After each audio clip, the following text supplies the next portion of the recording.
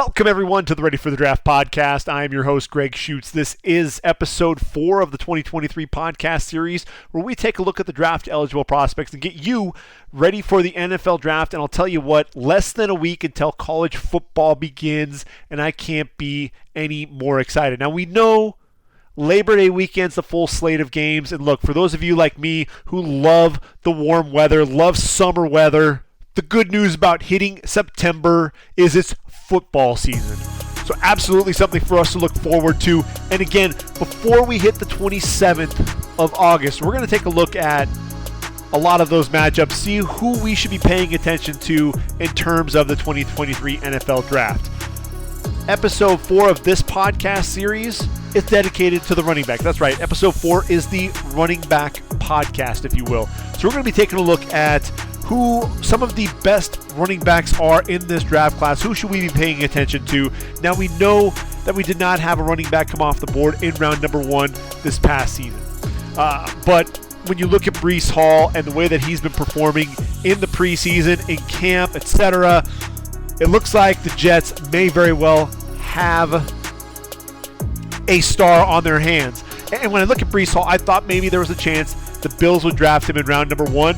They had their eyes set on Ka'ir Elam, wound up taking James Cook there in the 3rd round. They were just fine getting a running back there in round number 3. When I look at this year's draft, I definitely see at least one running back coming off the board in round 1, and that's Bijan Robinson out of Texas. We'll be talking about him here in just a moment. If you look at that 2021 draft, if Bijan were the Najee Harris, and again, running backs with completely different running styles, you look at Travis Etienne sitting there at number 25 overall, the Jaguars trading up to get him there.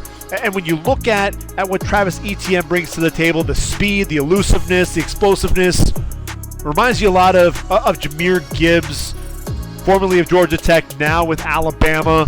So there's a lot to really discuss here in terms of how those games may equate to the NFL level. And then you have to kind of fill in the blanks after that. You've got Sean Tucker of Syracuse, Rasheen Ali, who's only a redshirt sophomore there at Marshall, but a guy that I think people aren't really talking about, but someone who I'm a huge fan of.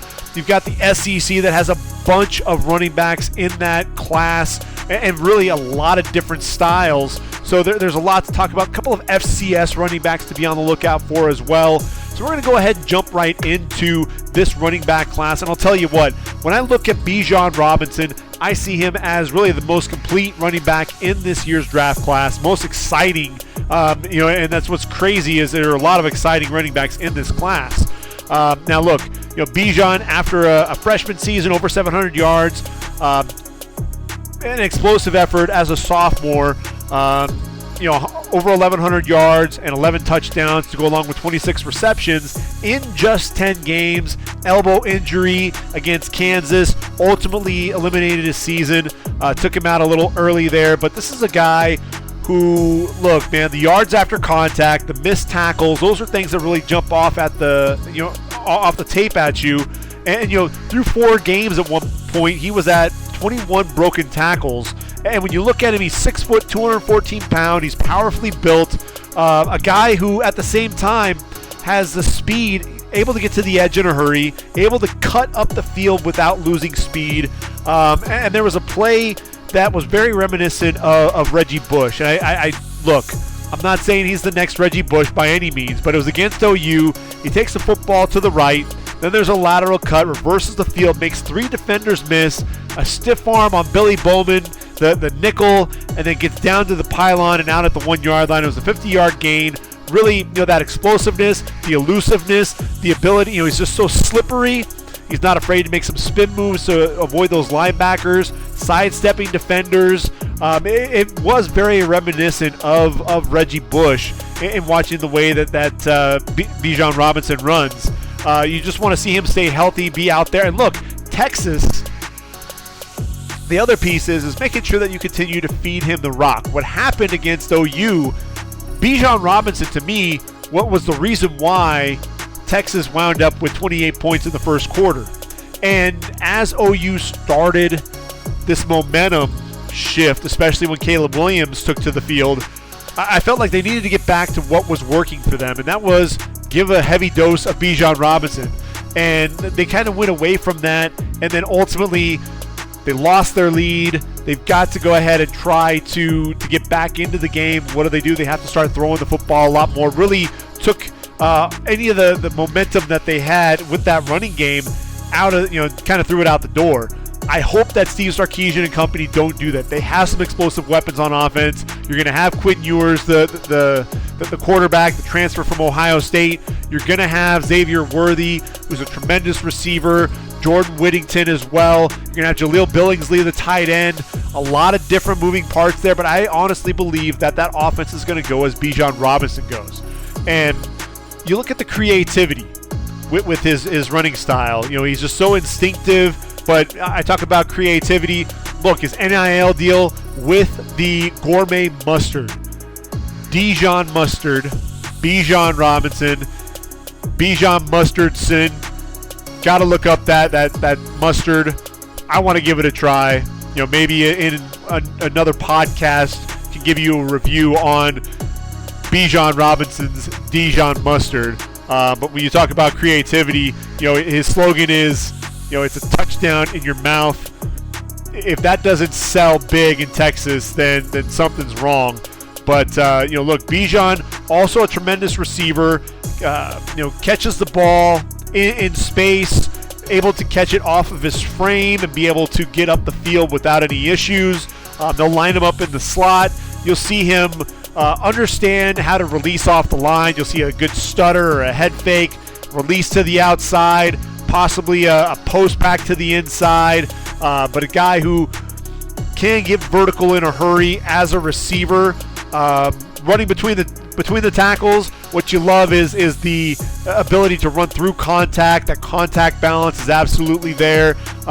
He can be physical when you need him to. He's also a guy that has that home run speed, the ability to not only move vertically but also be able to move laterally as well. A lot of these running backs can move vertically and they can take off down the field, but you've got to be more than just a north-south runner. Can you make plays sideline to sideline without losing speed? That's the other key. We're going to be talking about some guys as well who, when you've got to throttle down that start-stop, it's going to take them a couple of steps to get back up to full speed. Not Bijan Robinson.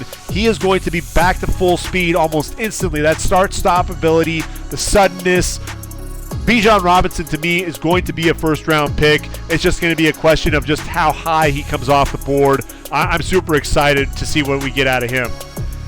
Number 2 on my list is Jahmyr Gibbs out of Alabama, 5'11", 200 pounds. And look, he, at Georgia Tech, he had a solid campaign there as a sophomore.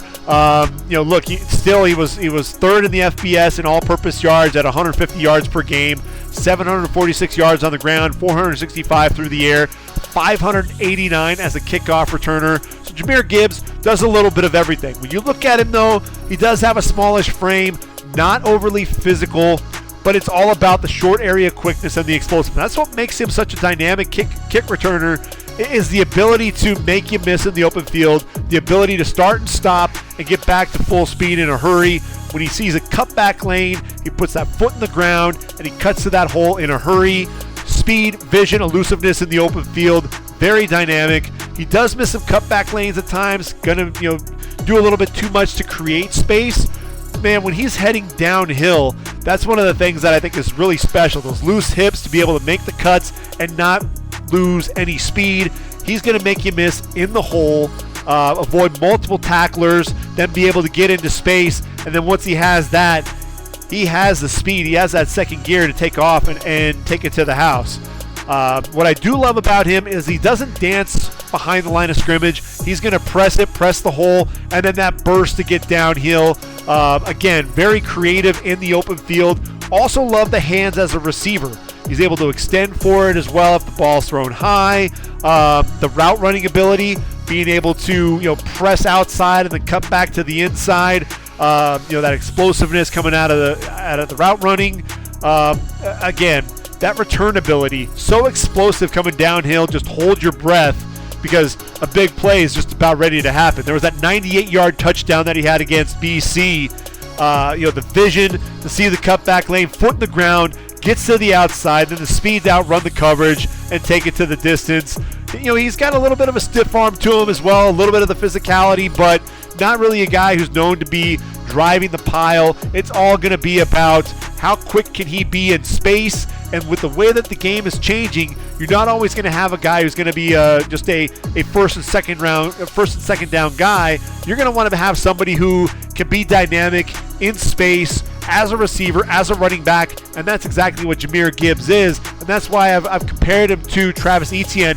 May not have all of the production that Etienne had, but when I look at Jahmyr Gibbs, I see a lot of similarities to the game because of his ability to do a lot of things with that athleticism. Very excited to see what he does there for Alabama. Look, the rich get richer. Bama, very different style of running a season ago with Bijan Robinson. Now they bring in Jahmyr Gibbs. It's really going to be a fun dynamic to see there, especially with Bryce Young there at quarterback. Want to see how quickly they build that chemistry in the passing game as well. Number 3 for me is Sean Tucker out of Syracuse. 5'10", 210 pounds. And when you look at Sean Tucker, obviously he put together a solid freshman campaign there in 2020. 9 games, produced 626 yards on the ground. But then he comes in as a sophomore and just explodes. Just under 1,500 yards on the ground, 6.1 yards per carry and 12 touchdowns to go along with 20 receptions. And what you love about Sean Tucker is that not only is he a track guy with that speed, the 55-meter, 100-meter, 200-meter champ, but he also runs with purpose. This is a guy who's going to be a lot more physical. You're going to see him run through some arm tackles. You're going to see some of that contact balance. He definitely runs with a forward lean and averaged 3.1 yards after contact. A guy who just, again, always seemed to be falling forward, running through arm tackles, able to drop that pad level into the line, especially on some of those short yardage plays. But he's also elusive in the open field. You see the lateral agility to get to those cutback lanes. A guy who can make you miss in the hole. You see the cuts, the stutter steps, the footwork, able to sidestep tacklers in the hole. That elusiveness to go along with some power and then the speed, I think that's really tremendous. But then for as much as he runs with that purpose and that drive, you also see his ability to run with some patience, waiting for his blockers to seal the edge, to get outside, waiting for his guys to get a kick-out block before he explodes through the hole. And then once he's into the open field, he's got that safety sitting in front of him. He's going to be able to set him up with a good head and shoulder fake and be able to take it to daylight. I'm a huge Sean Tucker fan. Look, he may not be used a ton in the passing game, had just 20 receptions a season ago. I think that's going to increase. But look, ball security.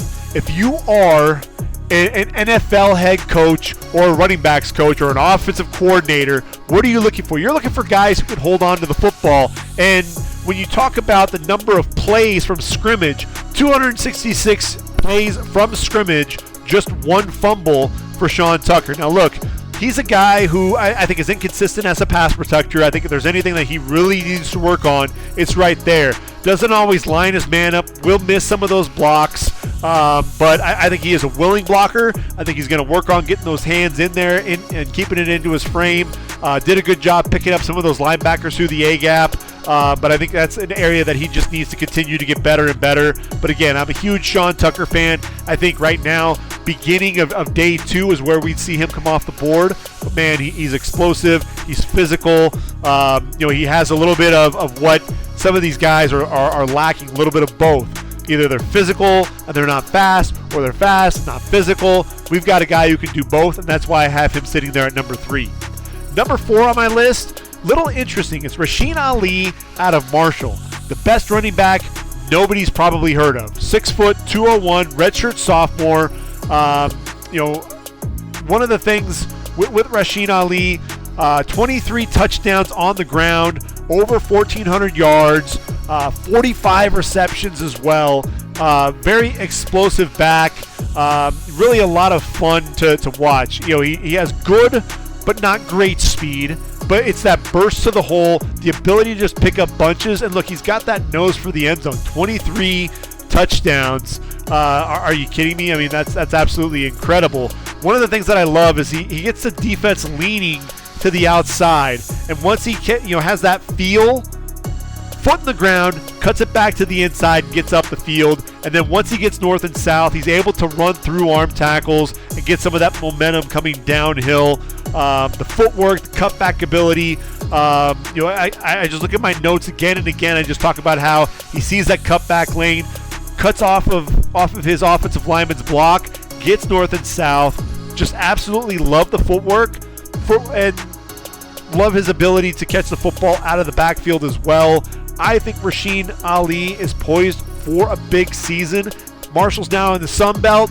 I think there are a lot of favorable matchups for him. So be on the lookout for Rasheen Ali out of Marshall. He's a guy to really keep an eye out for, number 22 for the Thundering Herd. Now we get into the SEC, and we've got quite a few running backs to talk about. So if you're not an SEC fan, you might want to tune out for the next few minutes. But look, I think the first guy for me that I want to talk about is Zach Evans, formerly of TCU, now there at Ole Miss, 5'11", 195 pounds, over 1,000 yards in his season there at TCU, 9 touchdowns, 18 receptions in his career as well. The biggest thing is going to be keeping him healthy. Played in just 6 games in 2021, had that toe injury that ultimately ended his season. I think when you look at Zach Evans, he's really an inside-outside zone running back. Looks to press the hole, make that defender commit, and then cuts to the hole that's vacated by the defender. So he really does a great job setting up his runs well. You see that explosive burst once he does get north and south and gets downhill. That's really the biggest thing that I see for him. Not the most elusive back in space, but definitely a guy who, once you get him outside, he's going to drop that pad level. He's going to run over your safeties. He's going to bounce off that tackle and continue to get downhill. So the contact balance, the play strength, absolutely there. A guy who's going to be tough, through a lead block on a 4th and 1 play for Max Duggan, kick out block on BJ Foster there of Texas. Let him actually get up the field for a solid gain. As a pass blocker as well, you're going to see him step up and make some plays as well. But I think the biggest thing when I look at Zach Evans is he's that inside-outside zone. If you're a zone-heavy scheme, you're going to love Zach Evans because that physicality getting downhill. He's another guy who has that speed to be able to get to the edge and rack up yards in bunches, but not a guy who's going to necessarily run away from a ton of defenders. But Zach Evans, there's a lot to like in his game. Really going to be curious to see what he brings to that Lane Kiffin offense. Moving over to Auburn and Tank Bigsby, 6 foot, 208. I feel like Tank Bigsby has been there forever. But this is a guy who's known for the short area burst, that play strength. And when you talk about Tank, a guy who's been on that national stage since his freshman year, over 800 yards on the ground in 2020. And then he follows that up with a 1,000-yard season, 10 touchdowns, 32 receptions in his career. And when you look at Tank, this is a guy who, again, the short area burst, I think, is what you really see. You're not going to see him take the top off of a defense with all of that explosiveness, but what you are going to see is that bowling ball coming downhill. Runs through arm tackles, leg drive to finish, very physical runner. He's going to spin and bounce off tackles, and what you love, he's going to hit that hole, and then he's going to be the guy that's going to deliver that blow whenever possible. You're going to see some stiff arms from him as well. Keeps moving after contact, so that contact balance is absolutely there. When they played Penn State, there was a collision with Jesse Luketa in the hole. Runs through him and ends up falling forward for 4 yards on a 2nd and 1 play. That really impressed me. Love his ability as a pass protector, stepping up as against blitzers in the A gap, so you love that. Excellent effort. This is a guy who would get bottled up, wouldn't give up on the play, would still look to bounce it to the outside. You worry about him trying to do a little bit too much, but again, that physicality is going to allow him, and the balance is going to allow him to turn nothing into something. And I know a lot of people are kind of down on Tank Bigsby because he's more of a north-south guy. You're not going to see a ton of lateral cuts, But I'm a big fan of Tank Bigsby's. I think this is a guy who can be explosive at the next level. I think he can be very patient in the backfield, and then make his cut laterally, foot in the ground, and get north and south in a hurry. The receiving effort, it's something that I think you want to see him continue to work on. He's shared some of the duties with Shaun Shivers and some of the other guys there at Auburn. I think Shaun Shivers is one of those running backs that comes to mind. I really want to see him be the guy to set the tone for that Auburn offense, really open things up. Because look, when you talk about Auburn and what they have coming, Bo Nix is gone. Bo Nix is in Eugene with the Oregon Ducks. So what you're going to have there is a new quarterback in Zach Calzada, who's also going to be working with TJ Finley, who's the incumbent there at that quarterback position. So you're going to be relying a little bit on that running game until that passing game can really get its footing. And especially before you hit the SEC, you want to start off on a right foot, really allow Tank Bigsby to get going. I'm expecting a big year out of him, and he's one of those guys that I could see absolutely moving up some draft boards as the season progresses. Georgia, another year, another running back that we're talking about coming out of Georgia, and this time it's Kenny McIntosh. And what you love about him, he's a big physical back. He's 6'1", 210 pounds, and when you look at his numbers, it's not overly impressive because he shared the backfield with so many guys. Just 130 carries, so not a lot of wear on those legs. 753 yards, that's 5.8 yards per carry, 6 touchdowns, 33 receptions in his career as well. And when you look at Kenny, you see the vision, you see his ability to bounce the football outside. He sees those cutback lanes, be able to get back inside his blockers, and then get north and south. And once you allow Kenny McIntosh to square his shoulders, he's going to be tough to bring down. He is tall and he does tend to be a little upright at times, but still he has really good leg drive. He can be very strong in goal line situations as well. The biggest thing that I worry about with him is he just looks so tight. He's so tightly wound. He's 6'1", 210 pounds, so he's a big physical guy. He's tall. He's got a good strong base, good contact balance as well. He's not going to go down on first contact, but you worry about that lateral agility with Kenny McIntosh. A lot of his runs were out to the perimeter. A lot of those things, you really get him out in space and then allow him to then make his cuts coming off of that. I thought getting back to full speed, he did that pretty easily, but it's still one of those things. You want him moving north and south more so than east and west. And that's something that I think when Kenny McIntosh is in the game at the next level, teams are going to look to try to do that, make him work laterally more so than getting north and south. Chris Rodriguez out of Kentucky is an intriguing guy. He's 5'11", 225 pounds, and with the Wildcats there, this is a dude who just progressively got better each and every year. 2021, 1,378 yards on the ground, 6.1 yards per carry, 10 touchdowns. Not much of a factor in the passing game. Look, he had just 15 receptions in his career. When you look at it, 6.6 yards per carry on 417 attempts. That comes out to over 2,700 yards on the ground. Back-to-back seasons with double-digit touchdowns, 27 in all in his career. This guy, look, he was a playmaker. You want to talk about Will Levis, you want to talk about Wan'Dale Robinson, but Chris Rodriguez was kind of the guy, he was the one that was stirring the drink, if you will. Physical, with excellent pad level, a guy who isn't overly explosive, but you're going to see him rack up those yards in bunches. I think he's patient inside and out. You see some lateral cuts to get to the perimeter. Drops his pad level to finish.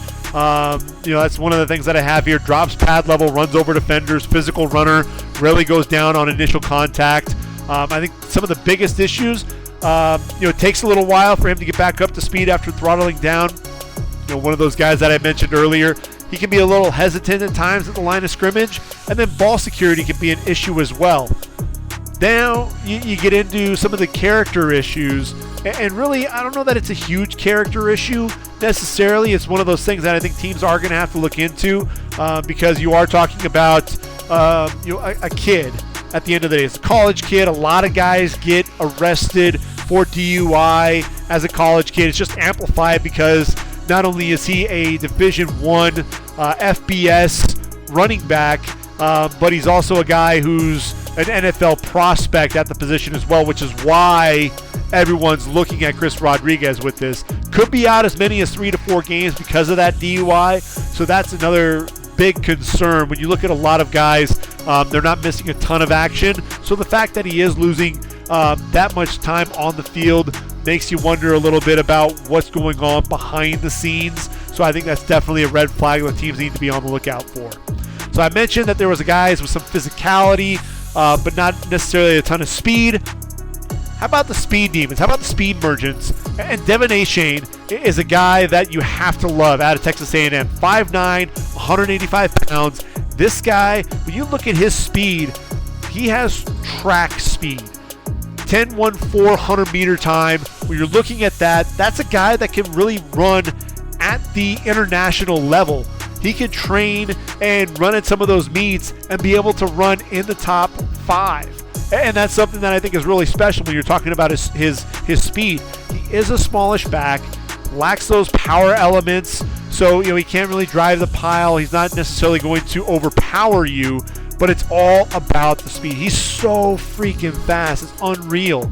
He just accelerates through the hole, flies into the second level, and then he's going to be able to make these cutback lanes, excellent ankle flexion after he gets that foot in the ground to be able to explode. Look, man, there was that game against Bama. First play after Bama blocked the punt and recovered it in the end zone to pull to 24-17. Sudden quickness and acceleration on this kickoff return. 96 yards, ran through the alley, bounced it to the outside, and was gone. Just needed that crease to get into the open field. So when you're talking about explosiveness, this is a dude that absolutely has that. As a receiver against Bama, took this wheel route, beat Christian Harris. Harris, is a guy who's known to be a straight line linebacker. You look at that 40 time, it was exceptional, but when you put him into coverage and you're asking him to work backwards, work a little bit more laterally, that's where he struggled at times. And he was beaten by Achane, tracked the ball really well, late hands. So that's really advanced as a receiver coming out of the backfield. Catches that ball over the shoulder, 33-yard gain on that play. You see some of the patience, being able to follow his blockers, waiting for them to ultimately set that block on the boundary and then be able to make his cuts coming off of that block. So I think when you look at Achane, the one thing that you worry about, again, is that lack of overall size and that physicality to his game. How durable is he going to be? But when you talk about, again, the new NFL, it's all about space, and it's all about playmakers in space. And Devin Achane, with that speed, you can't teach 10-100 speed. You just can't. And I think the difference between him and Sean Tucker, Sean may not be nearly as fast as Devin Achane. What Sean Tucker has is a little bit more of that physicality, runs with a little bit more purpose. And I think that's why I've got him a little bit higher than Devin Achane. But man, Devin Achane, if you use him right at the next level, he can be very, very explosive. Same goes with the next guy I've got on my list, and that's Blake Corum out of Michigan. He's 5'8", 200 pounds, so obviously not the biggest guy by any means, but man, is he fast. Man, is he fast. You look at his sophomore season, 952 yards on the ground, 6.6 yards per carry, and 11 touchdowns.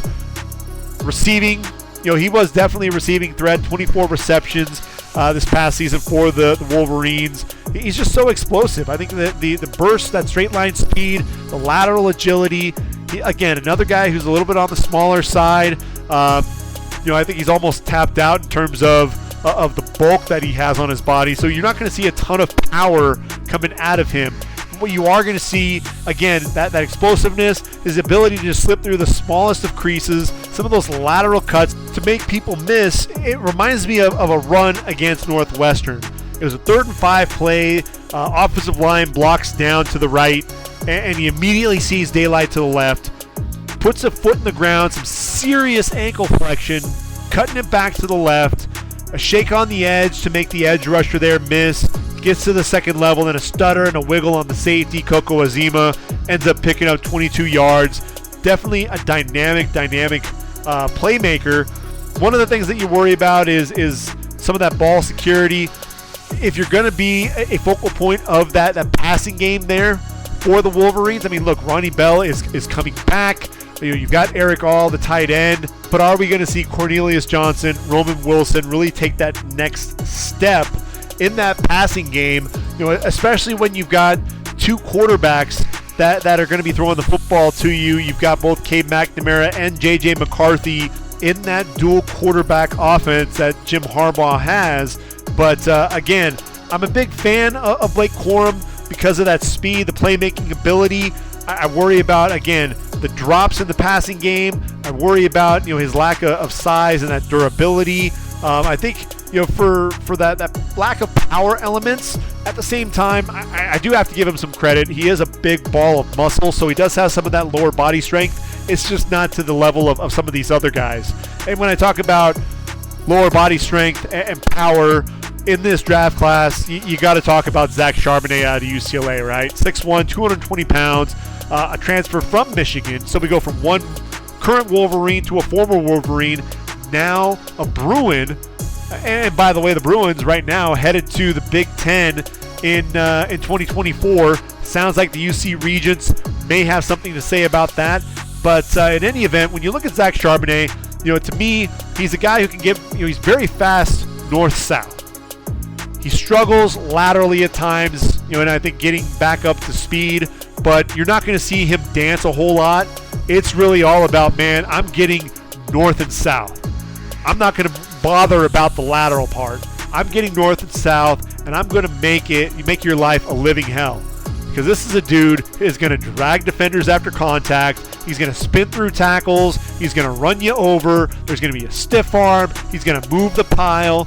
Multiple defenders are going to end up jumping on him. You've seen those types of runs, and that's really what Zach Charbonnet excels at. You're going to see some quick feet coming downhill, be able to make a lateral cut to the right, get back to the left, but that's a lot of that short area burst. You're not going to see him in the open field do a lot of these things, but look, that's not what you're going to ask Zach Charbonnet. When you're getting him, you're getting you want to see him drag defenders after contact. You want to see that leg drive.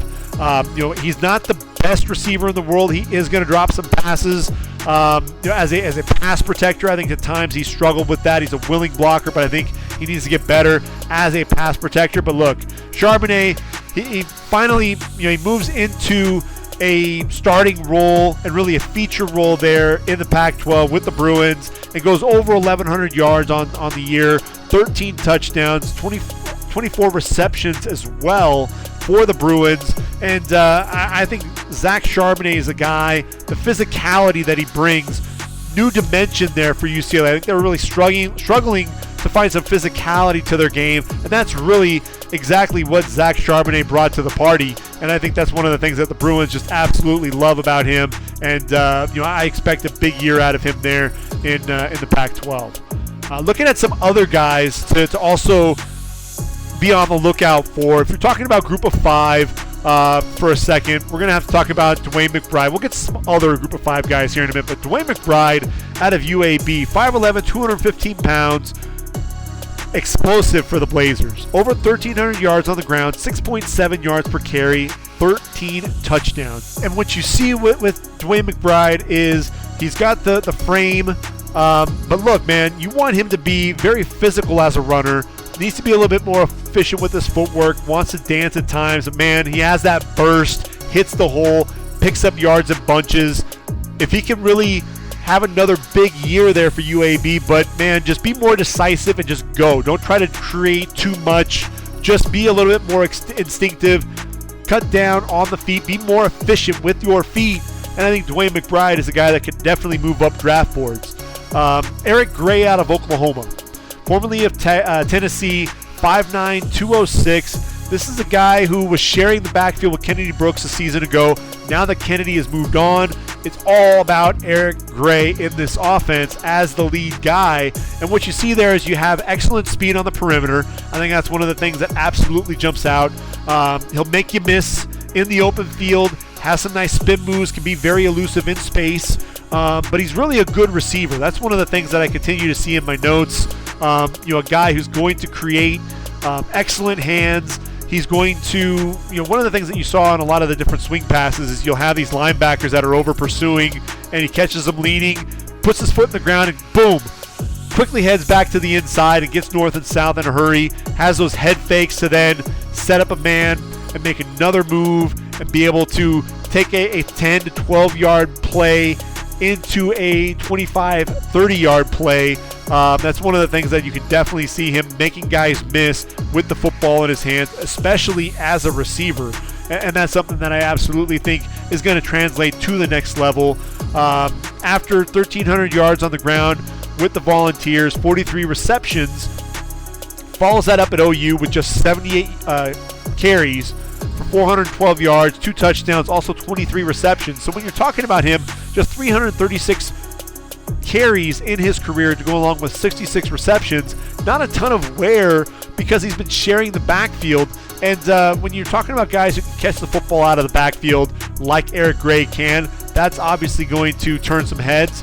The one thing that you have to look at is that pass protection. He needs to be more consistent. There are times where he's able to pick up blockers coming off the edge, but he also struggles at times in that area as well. So I think that's something he needs to shore up just a little bit.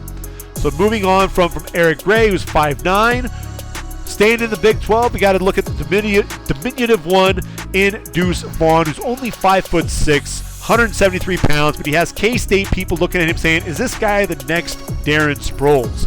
The all-purpose yards absolutely jump off the charts at 642 yards on the ground, 1,076 scrimmage yards, over 1,200 all-purpose yards, all Kansas State freshman records. So when Deuce burst onto the field, that was something that absolutely caught everybody's attention. As a sophomore, even more explosive, if you can believe that. Over 1,400 yards on the ground, 6 yards per carry, 18 touchdowns, 49 receptions as well. So when I look at him, you talk about a guy 5'6". That wasn't a running back that was getting drafted at one point. But now when you're talking about space and guys that can make plays in space, you think about a guy like Tariq Cohen, carved out a nice little career there with the Chicago Bears.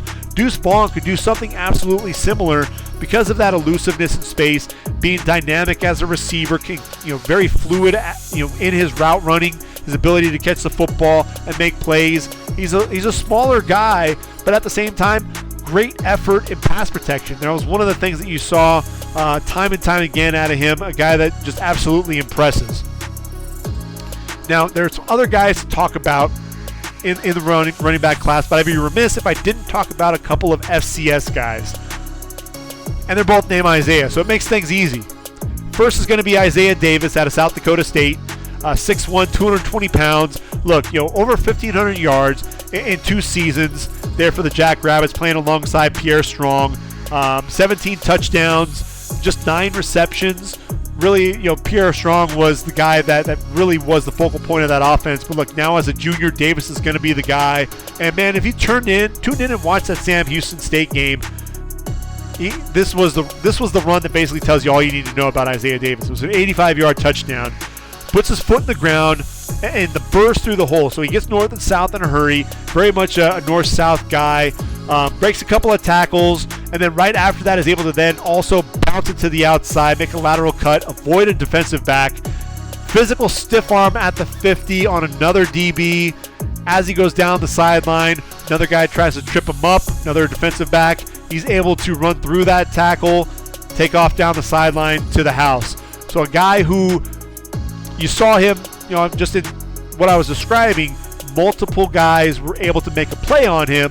So he doesn't have game-breaking speed, but his ability to run through arm tackles, that contact balance, the play strength, and then the ability, look, he's going to pick up some yards in bunches. He's physical. He's a bigger running back. He's a guy to keep an eye out for. And look, you can talk about FCS all you want. The game to keep an eye out for is going to be September 3rd at Iowa. So you're talking about Iowa City, Kinnick Stadium, Hawkeye defense led by, that's right, Jack Campbell and company. Those linebackers are ferocious. You've got Lucas Van Ness up front. You've got Riley Moss on the back end of the defense as well. Very disciplined defense. Let's see what Isaiah Davis can do against that group. If he has a big day, imagine what that's going to do for his draft stock. Keep an eye out for Isaiah Davis. The other Isaiah to watch out for is Isaiah Ifanse out of Montana State. 5'10", 202 pounds, over 3,400 yards in his career, second in Montana State history, 16 career 100-yard games, and last season, 1,623 yards, led the FCS, and broke Troy Anderson's record. Now again, Troy Anderson was a linebacker that was drafted in the second round of this past draft. When he was a running back, yeah, he was doing things like that. So you look at Isaiah Ifanse breaking that type of record, definitely something that's special. You see the burst through the hole, some nice loose hips to allow him to be effective down the field, the vision to see the alley on the outside, foot in the ground, then able to make the lateral cut back to the inside. And again, contact balance is absolutely there. Isaiah Ifanse for Montana State. Bobcats have to love what they have there in the backfield. Transitioning to the group of five for a second, if we will, and we look at Lew Nichols out of Central Michigan. 5'10", 220 pounds. And when you talk about guys who are going to lead the FBS in rushing, you don't think about a guy from Central Michigan, the Chippewas. But man, over 1,800 yards on the ground, 16 touchdowns, and then 40 receptions as well. This guy, he has a nice frame because he's 5'10", but 220 pounds, absolutely physical. A guy who's going to truck you whenever possible. You definitely see the power in the red zone as well. Lateral cuts to get to the perimeter. You're going to see the stiff arms. There was one run where he had one on a linebacker and then got another one on a defensive back. So he doesn't discriminate, that's for sure. You're going to see some speed out of him as well for a guy that's that big. He can run past some of the secondary as well. And look, as a receiver, I think that's one of the things that was so impressive. You saw the hands in the passing game. And so when you look at Lew Nichols, not a guy that people are really talking about because, look, it's Central Michigan, but a guy who, if he has another big year, you can't guarantee that people are going to start talking about what Lew Nichols is capable of. And so the first question that you have to ask is, well, who is Central Michigan playing that we can really see what he can do? Look no further than Thursday, September 1st against Oklahoma State. The 12th ranked Cowboys invite the Chippewas into their building. We're going to see that happen. And then 23 days later, September 24th, that one's a Saturday, they travel to Happy Valley to take on the Penn State Nittany Lions. So you really want to see what Lew Nichols can do, how he shapes up. Look, he's going to be running up against a line with a pair of new tackles. No more Bernard Ryman on the left side. No more Luke Gadecki on the right side. So it's really going to be interesting to see what that does to his ability to create. But if he has a big game, especially against the Cowboys in that first season behind that new offensive line, expect Lew Nichols' draft stock to continue to rise. Mohamed Ibrahim out of Minnesota, haven't forgotten about him. 5'10", 210 pounds, a team captain. He's coming off of an injury. Look, against Ohio State, out for the year with that Achilles injury. He's going to be coming back off of that. Whenever you have a major injury, look, I tore my Achilles. I'm still feeling the effects of it 3-4 years later. So you worry about some of the explosiveness. He was never a guy that was a game breaker in terms of his speed. So what does that do to his speed? He has that power between the tackles, runs behind his pads. You're always seeing him move forward and fall forward. Hard runner downhill. The tackle breaking is evident. The vision, the ability to wait for that hole to open up and then get downhill. Very patient as a runner. You just worry about what Mohamed Ibrahim is going to be like coming off of that injury. But look, in 2020, absolutely spectacular. In just 7 games. Yeah, he had over 200 carries on the year, but over 1,000 yards, 15 touchdowns. The scary thing is you're looking at 562 total touches on offense, but he knows how to get it done. 33 total touchdowns in his career, 5.5 yards per carry, which isn't bad for a guy his size. He just played in that one game, but look, that one game was special against Ohio State. 30 carries, 163 yards, and a couple of touchdowns. Really kept Minnesota in the game. And when Minnesota lost him in the backfield, they were pretty much lost. So you want to see, it's really a good story to see here. I'm anxious to see what Mohamed Ibrahim can bring to the table.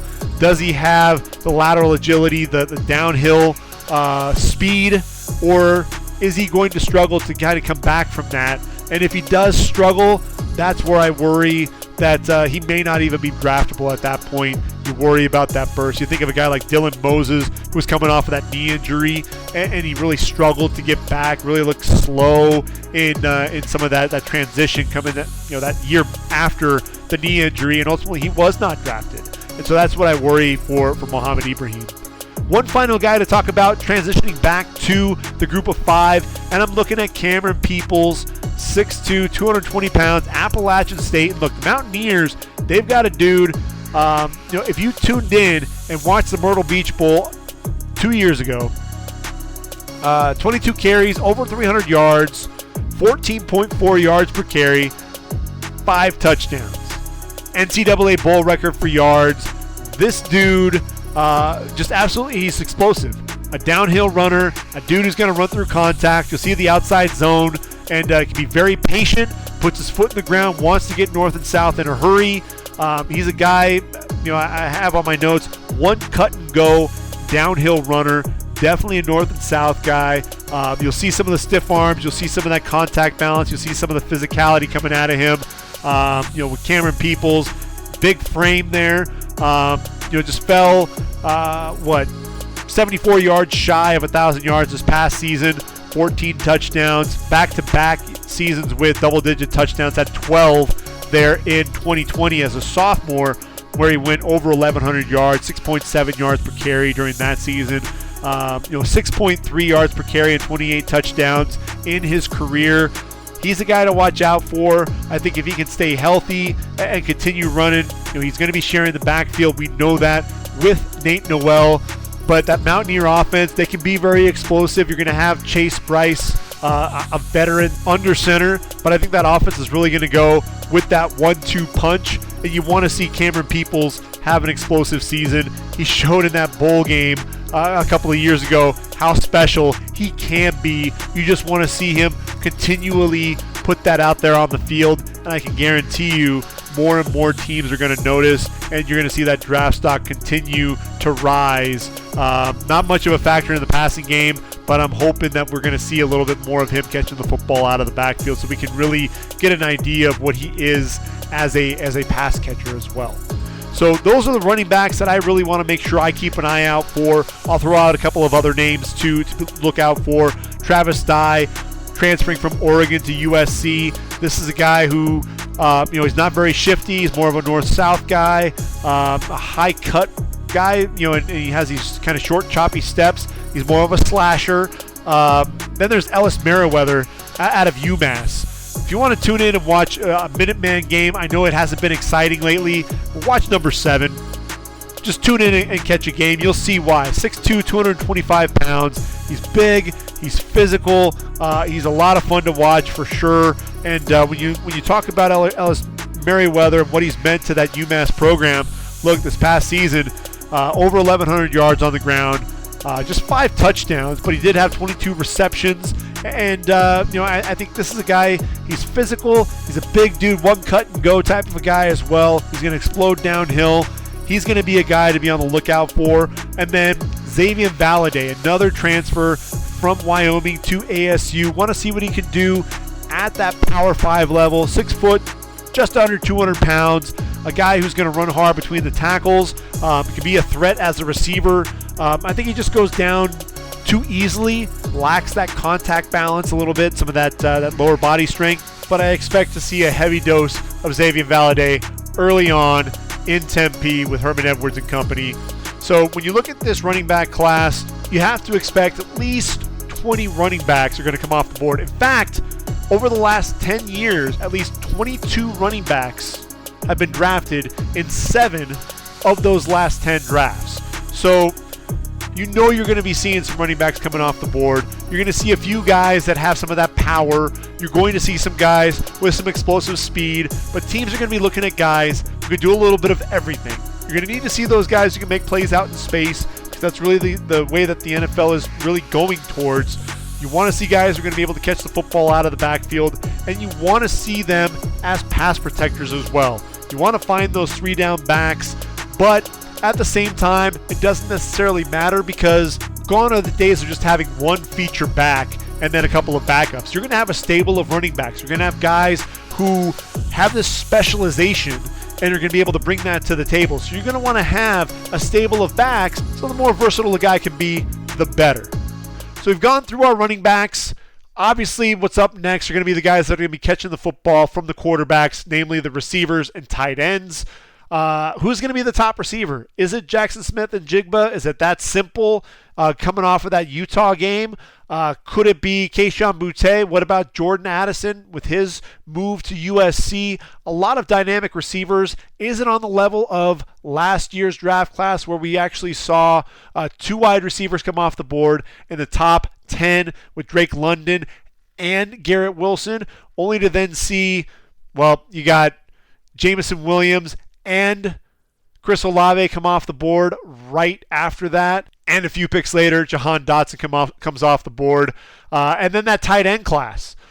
You know, this is a class where there's a lot of depth, and the question is going to be: is there a tight end that's worthy of a first-round pick? I think Michael Mayer is a complete tight end, probably more so than Trey McBride. I thought Trey McBride might be a little bit better of a receiver. We know where Trey McBride went. He came off the board in round number 2. Where are we going to see Michael Mayer come off the board? Where are we going to see some of these other guys? I think you're going to see another deep tight end class, though, when it comes down to it. A lot of guys from really a lot of different programs, which is exciting to see. So until next time, this has been the Ready for the Draft podcast. I've been your host, Gregg Schutze. Take care, everyone. Enjoy your week. And until next time, I am out of here. Football season in less than a week. Can't wait.